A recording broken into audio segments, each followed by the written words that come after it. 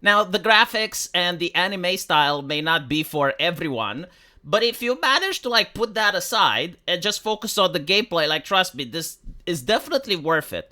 And I think the game is like $20 or so, like it's not very expensive. So let me show you how it's like. Let me just go into one of my saves. Now, I haven't finished the game, so I don't get the whole story yet, and I only know bits and pieces of it that I'm trying to puzzle together. But it seems that it's taking place in a post-apocalyptic world where they have mechs and stuff. And you play as this guy, which is trying to extract this lady from a combat zone. And so you're hiding in the wilderness, and you perform various guerrilla-type tactics against an overwhelming force of enemies. And as you do so, you're collecting weapons, you're collecting modifications for your guns, and you also uncover the plot of the game, which is very interesting.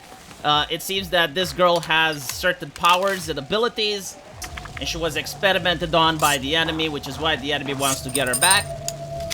And one of her powers involves time traveling in the sense of the Groundhog Day. Like every single time the mission is a complete failure, she basically restarts the whole event. She goes back in time and relives the whole thing over and over and over again. So it's really interesting. But besides the story, as I mentioned, you have the gameplay aspect, which I think is really great. So between battles, you go to character trading, and you have like your list of characters. I think that by the end you have like 4 different characters with different abilities. Like as I mentioned before, this girl has magical powers, but she's also a sniper. So one of the things you can do is to upgrade her weapon. And as you can see, the weapon has like various accessories, which increase the stats. Like every stat is explained, right? Like you have the base damage, crit, so on and so forth. And when you put the modification here, you increase the stats. Then you can also upgrade the weapon altogether. Once you have a blueprint, it costs resources to do it, and you get a stronger weapon, and all the stats get a boost. The weapon itself isn't the only part you can upgrade. You can also upgrade your character by leveling them up. And as you can see, like these are the abilities that the character has. And then it also has an ultimate, and as you level them up, they gain access to more stronger abilities. This one is really interesting because you only have like a limited amount of potential upgrades. So you gotta pick and choose like which abilities you want. I don't think it's the type of game where by the end like everything is leveled to the max. No, like here is actually you need to be strategic. Like you need to think ahead of what your character should do, and then you invest in those abilities mostly. And finally is the item preparation. This is very important. The items actually make or break a mission. So you have like your standard items like med kits and medicine, but you also have like other items such as trip mines and turrets and smoke grenades and incendiary grenades. So like every single item does something else, and you will never have enough resources to have like a full kit. So you need to specialize. It's like you need to think, okay, the next mission that I'm going to go is a stealth mission. So it's a lot better to just get trip mines, to get some sleeping darts, and I'm going to sneak around the enemy. I'm going to put them to sleep. I'm not going to do any actual fighting, so I don't really need medicine and medkits. You also have this talent tree for the item sets, where again, like you can upgrade some items. So like for instance, if you're playing and you're not taking a lot of damage, there's no reason to upgrade the medkits. But if you like to sneak around, then you can upgrade your trip mines, you can upgrade your sentry guns, you can upgrade your fragmentation grenades if you like to go guns blazing. And then you also have the item synthesis, where you can just build items for a mission. And so like before every mission, you get to see the battlefield information. It will show you like what you're going to deal with. Like for instance, in this mission, you notice that there's waves of enemies that are coming after you, and you have to do a last stand.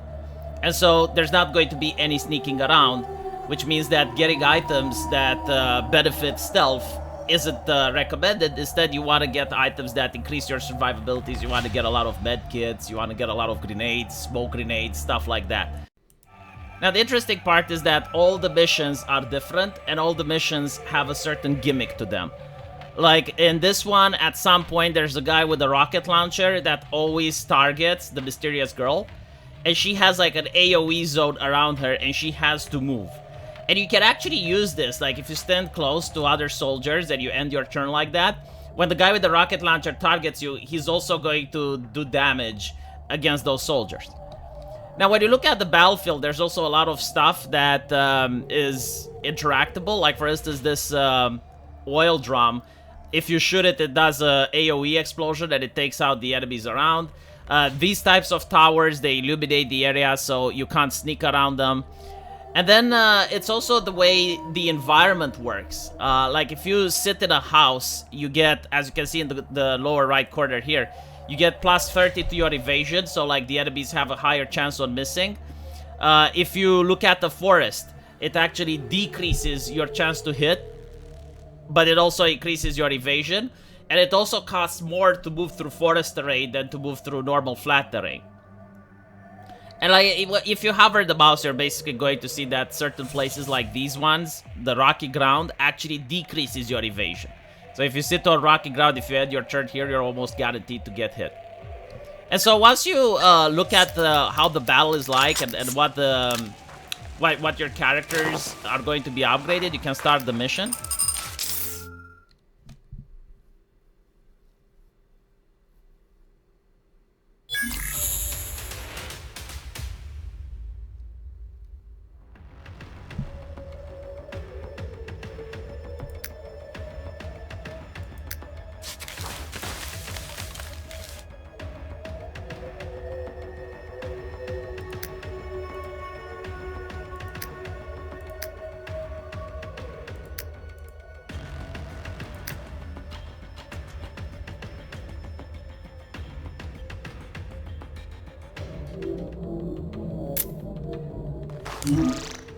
And as you can see, the missions have a phase objective, which is what you need to do in order to complete it. But you also get the bonus objectives, and the bonus objectives, it gives you experience. Now, if you're playing on a hard difficulty, you have to do the bonus objectives, because this is how your characters level up. And if you constantly ignore them, then your characters will get so underpowered that they will not be unable to complete the game. And so, the bonus objectives are actually quite difficult in some scenarios, but in this situation, you need to make sure that none of your allies die, right? Because if they enter critical condition, you can resurrect them with the medkit. But if you do that, you lose your bonus objective. And you also have to defeat 20 enemy units. Like, it discourages you from trying to run away from the enemy, and it forces you to just stay and fight. So it makes the level a lot more difficult than it's supposed to be. Other bonus objectives is to finish within a certain number of turns or to take out certain enemies. But it's a lot of fun. Like when you manage to complete a mission by fulfilling the bonus objectives, it feels really good.